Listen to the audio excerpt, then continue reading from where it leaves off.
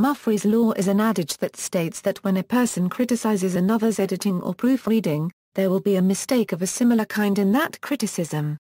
The name is a deliberate misspelling of Murphy's law.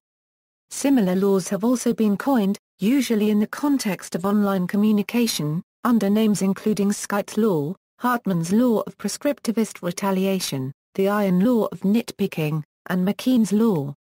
Further variations state that flaws in a printed or published work will only be discovered after it is printed and not during proofreading, and flaws such as spelling errors in a sent email will be discovered by the sender only during rereading from the sent box. History: John Bansund of the Society of Editors in Australia identified Muphry's law as the editorial application of the better-known Murphy's law, and set it down in 1992 in the Society of Editors newsletter. The law, as set out by Bansund, states that a. If you write anything criticizing editing or proofreading, there will be a fault of some kind in what you have written. b. If an author thanks you in a book for your editing or proofreading, there will be mistakes in the book. c. The stronger the sentiment expressed in and, the greater the fault. d. Any book devoted to editing or style will be internally inconsistent. It goes on to say, Muphry's law also dictates that, if a mistake is as plain as the nose on your face, everyone can see it but you.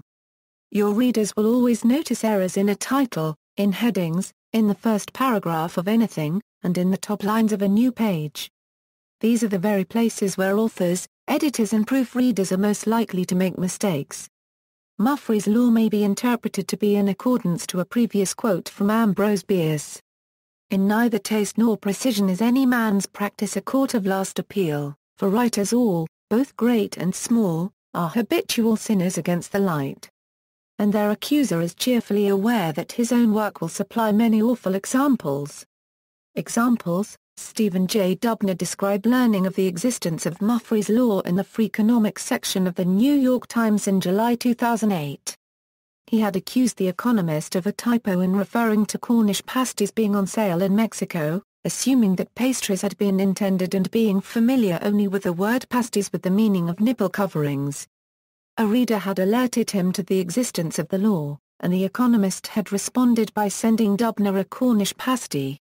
In 2009, the then British Prime Minister Gordon Brown hand-wrote a letter of condolence to a mother whose son had died in Afghanistan, during which he misspelled the deceased's surname. The Sun published a vitriolic article criticizing his lack of care.